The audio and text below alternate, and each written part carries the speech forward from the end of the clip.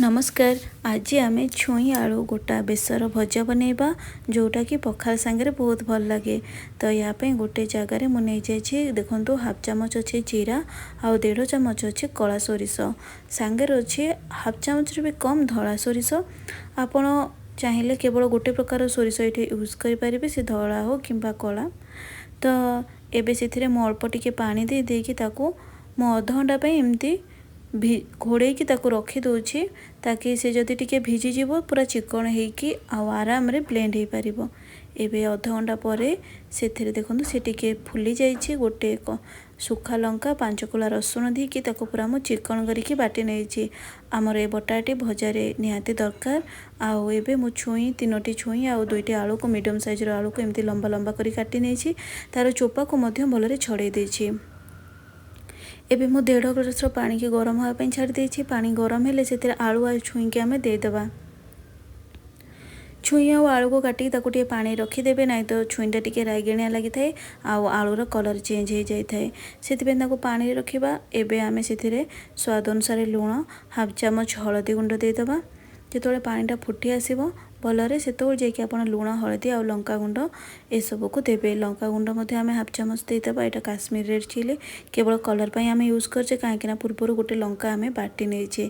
एबे आम कौन करवा ना जो बाटिक रखी सोरिषर बटा बा बेसर बटा को से आम देदेबा। मुझे 3 चामच पाखापाखि दे देछि ताको भल भाव में गोले नवा।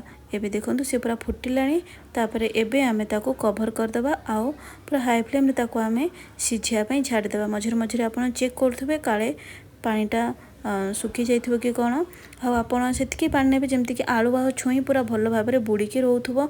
जेमति कि छुई आउ आलू तो पूरा भलरे सिझी जिवो आ पानी सब सुखी जिवो बा सोक कर ने छुई आलू। मझे मझे आपन ताको टिके एमती चलई नौथुबो। एबे तो ये सिझी नहीं पानी भी मरी नहीं तो कवर करदेबा।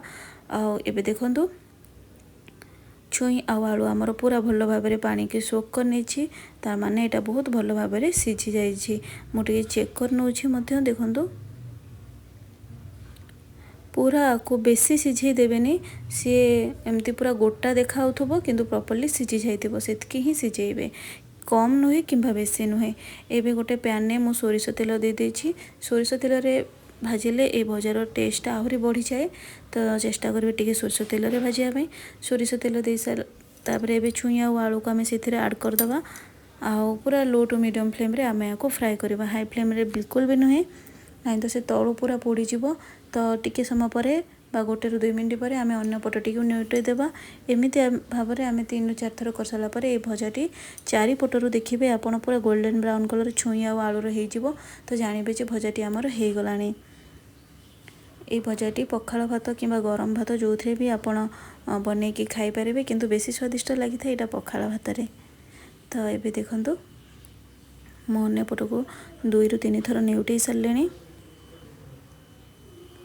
आउ एमती ही आमर एबे पूरा देखो भल भाव में से चारिपटर कलर पूरा चेंज हो आसलानी। तो एबे आमर प्रस्तुत हो गलानी ये छुई आलू बेसर भजाटी। तो आज एति सांग माने रोचे। नमस्कार। जय श्री जगन्नाथ।